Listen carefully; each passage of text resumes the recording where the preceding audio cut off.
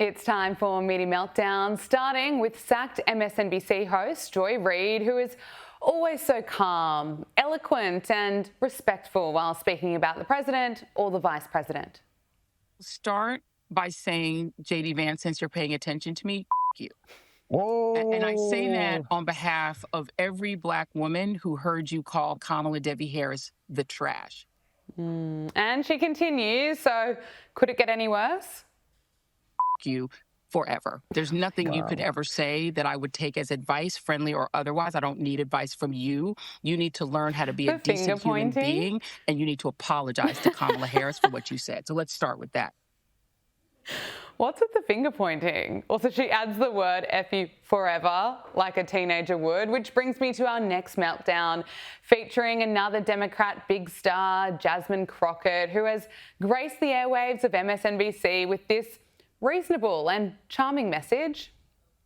It is time to recognize that while you thought the enemy was the immigrant, or you thought the enemy was the trans person, or you thought the enemy was the Black folk, or you thought the enemy were the women, when the reality is that the only person that is harming you right now, if you are struggling to make sure that you can pay your bills, if you're struggling to feed your family, if you are struggling to find a job, if you are struggling to keep your business open, or if you are a farmer, while we currently have record level bankruptcies by farmers, it is not any of those people on the list. It is the old white Nepo baby that is sitting in the White House that is causing all the destruction, pain, and problems that you are enduring. Oh, wow, that is going to help the Democrats. Yes, according to Jasmine Crockett, every problem that Americans are facing is caused by the duly elected president.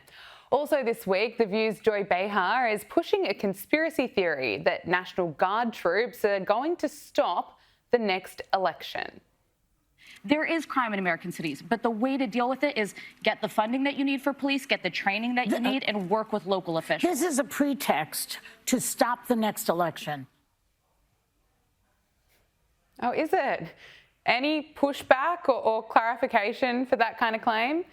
Joy Behar spun another lie this week, suggesting that DHS Secretary Kristi Noem is racist if we see ICE agents arresting illegals at the Super Bowl, which led this bright spark, Whoopi Goldberg, to call on all Americans to do this.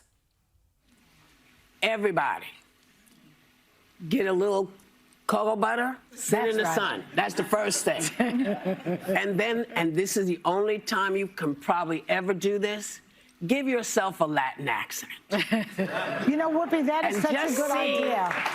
And see if she can tell who's who.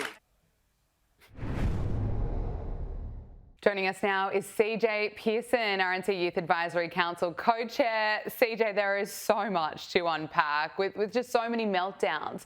But let's start with the hosts on The View. They have to be on another planet. Let's just look at that last grab. Whoopi essentially wants illegals to stay in America so badly and wants them attending the Super Bowl that she's calling on Americans to darken their skin and put on an accent. And Joy Behar thinks it's the best thing she's ever heard. I mean, what are your thoughts on all that? You know, it's absolutely insane, but what is that? That's, part of the course for The View. Here's the deal. The Democrats, of course, have always been a fan of blackface. Look at, former Virginia Governor Ralph Northam, who notoriously was captured in a photograph where he was either a Ku Klux Klansman or wearing blackface. We still don't know quite yet. So it's not actually surprising to me that the left has become so deranged now that they have now put themselves in a position of endorsing cultural appropriation to prove their point. Here's the deal that I don't understand about this. If you don't want ICE to come for you, don't enter this country illegally. It's actually not that hard to do, but it's interesting to me that that's just not clocking and or clicking to the lovely, lovely ladies of The View. No, and it's they've had a fair bit of time to understand the concept, but yeah, they're now just pushing conspiracy theories. It is beyond a joke. Chicago Mayor Brandon Johnson is doing everything in his power to stop ICE agents in the city. He signed an executive order creating ICE-free zones. Listen to this. Today, we are signing an executive order aimed at reining in this out-of-control administration. The order establishes ICE-free zones. That means that city property and unwilling private businesses will no longer serve as staging grounds for these raids. CJ, this comes after Donald Trump authorised the deployment of around 300 National Guard troops to Chicago to crack down on out-of-control crime. Now, the White House has called the mayor of Chicago sick and accused him of defending rapists and killers for barring ICE agents from operating on city-owned property. But CJ, we've been hearing from people in Chicago who desperately want troops there. And I mean, if you look at DC, it has made a significant impact in bringing down crime. You're right. And it's not just the people within the White House that think that Brandon Johnson is sick. It's the people of Chicago, because this is an individual who enjoys a near single-digit approval rating. It's kind of hard to be that disliked, right? But when you look at what's going on here in Chicago, I got to tell you, I actually don't really care about what the mayor declares to be an ICE-free zone, because you want to know what the American people voted for on November 5th? They voted for illegal free zones, for all of America to be an illegal free zone. We voted for people to actually, I don't know, abide by the laws of the land. It's not rocket science. Maybe it is to the Dems, but to the American people who gave the president the resounding mandate that he enjoys, it's not rocket science at all. No, it's not. But CJ, what is it with old lefties and singing? Unfortunately for both of us, they are back and they are protesting in Portland against Donald Trump and ICE, of course, with his awful performance. And they're waving the Ukrainian flag. Look at this.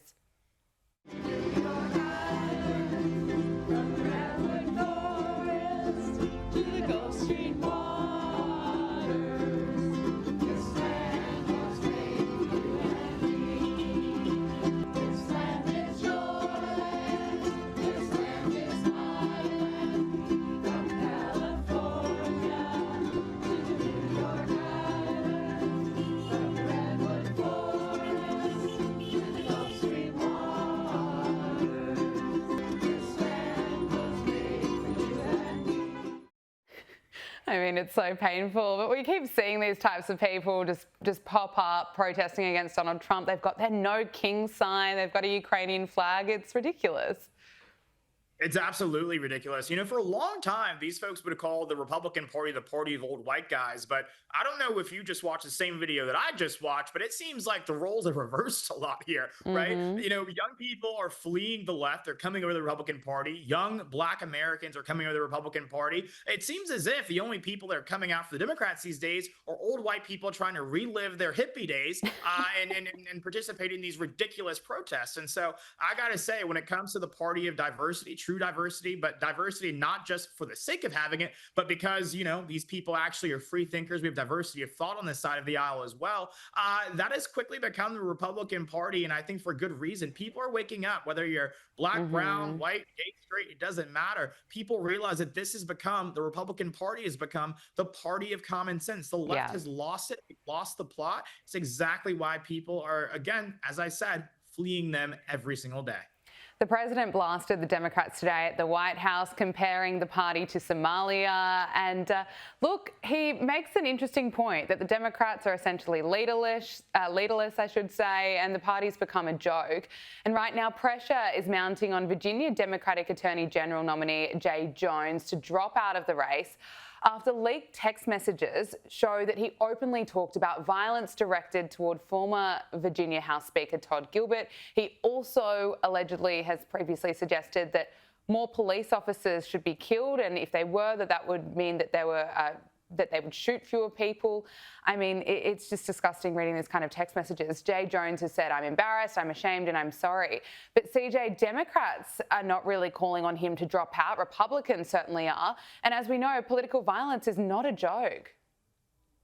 It's not a joke at all. And this is exactly why I reject the narrative that some on both the left and even the right have conceded that this is a both sides issue. This is not a both sides issue in this country, right? The bullets are coming from left to right. You look at the, of course, the assassination or the mass shooting attempt on the congressional baseball game just a few years ago. You look at the 2 assassination attempts on President Trump's life. You look at the assassination attempt against Justice Brett Kavanaugh. That person was recently sentenced to federal prison time. You look at, of course, what we saw happen with Charlie Kirk. The left has exposed themselves as having a very, very real problem with violence on their side of the aisle. And of course, when you connect the dots with the connection that it has to transgenderism, it's even more damning. And so I think that it's unfortunate to see this type of rhetoric coming from the Dems. You know, Jay Jones says he's embarrassed, but apparently not embarrassed enough to drop out of this race. So I don't really actually take his words to have any sincerity to them. But again, I think it's, of course, very revealing to see that a lot of the Democrat leadership have not called on him to drop out of this race, because they frankly don't give a damn about the fact of how vile this was. These people want us dead. That's not hyperbole anymore. They show it to us every single day. You see Gavin Newsom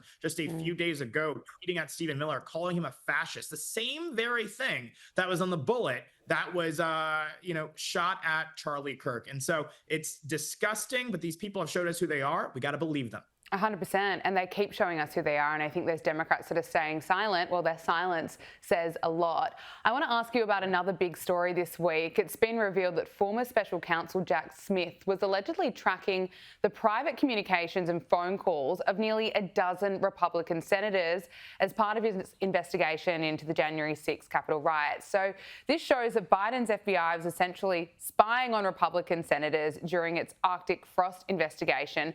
Donald Trump wrote on Truth Social that deranged Jack Smith got caught with his hand in the cookie jar, a real sleazebag. But pretty shocking revelation, CJ.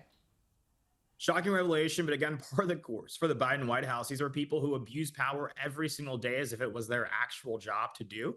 And I think it's why I'm so glad to see folks like Kash Patel, Dan Bongino, and of course, Attorney General Pam Bondi cleaning up this entire mess, because obviously there's a lot to do, a lot to expose. And I think that this is just the beginning of a lot more to come. Look, it hasn't been a great week for CNN. Caroline Levitt and Stephen Miller have given a masterclass in essentially how to torch the network. Here's Caroline Levitt ripping into Caitlin Collins, just reminding her to report the facts. I spoke to the police chief of Portland last week. He said that the president's claims just don't match up with what's happening on the ground. I would encourage you as a reporter to go on the ground and to take a look at it for yourself, because there's been many members of the press, not press in this room, but independent journalists, some of whom we'll be inviting to the White House very soon to share their stories, because they have been in the middle of these riots and they have witnessed the anarchy that is taking place night after night. It's on video. You should play it on your show. You have a great opportunity on prime time on CNN to show your audience. Yeah, but you're probably talking to partisan Democrat officials who are opposed to everything this president does. Caroline Levitt telling Caitlin Collins how to do her job there. And let's look at Stephen Miller's interview.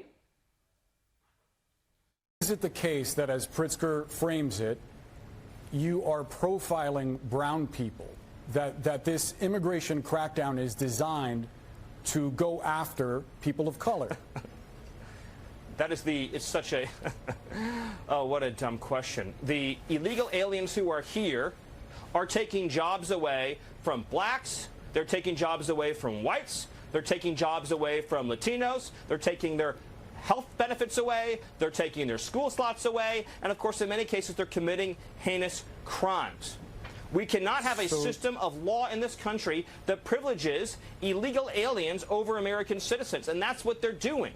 You know it, and I know it. So that's not exactly a no, Stephen. Can you just unequivocally state that the immigration policy... I said it's a dumb question. Okay. Well, I appreciate that. But it's a dumb question. I mean, CJ, it was brilliant to watch. But I think it makes a lot of sense that a lot of people don't trust these networks anymore. A recent Gallup poll found that 7 in 10 Americans do not trust the mainstream media anymore. And I mean, you look at interactions like that, and it makes a lot of sense. These people are completely divorced from reality. You know, Caroline Levitt having to tell a journalist to go out and journal, and actually do her job and go on the ground is very revealing. You know, Caitlin Collins citing the Portland police chief who works for the Portland mayor, who's some left-wing whack job, as if it's just a matter of fact, is just absolutely insane. Go out, do your job, let CNN pay for it, and then actually report on the ground what's happening, which is basically the transformation of Portland, Oregon into a third world country, right here in our own borders. And, Stephen Miller, I think, of course, he is in a class of his own when it comes to taking the liberal media to task. And he did that there. It was a dumb question, because you look at what these legal aliens have done to our country. They are taking, opportunities away from American citizens, and American citizens, that's a broad umbrella. That's black people. That's Latinos. As he pointed out, the fact of the matter is, People that I meet that are most passionate about stopping the immigration in this country are legal immigrants themselves, because they say that we weren't given any special privileges. We didn't cut the line. Why should we reward that? Why should we encourage that behavior? And they're absolutely right. Finally, CJ, before I let you go, the president is on TikTok. Look at this. To all of those young people of TikTok, I saved TikTok, so you owe me big, and now you're looking at me in the Oval Office, and someday one of you are going to be sitting right at this desk, and you're going to be doing a great job also. CJ, can I get your reaction? The president saying he saved TikTok. We do owe him big, not just for saving TikTok, which I probably spent far too much time on, but also too for helping turn America around. As the president delivers for America's young people and America's next generation every single day, whether it's securing our border, bringing back law and order, keeping us safe, but also to creating an economy that we can win in. I got to say, there's a laundry list of thank yous that we owe the president. We're grateful for his leadership and thankful that he continues to deliver for Generation Z and future generations to come. Absolutely. CJ Pearson, RNC Youth Advisory Council co-chair, thank you so much for joining us. Thank you for having me.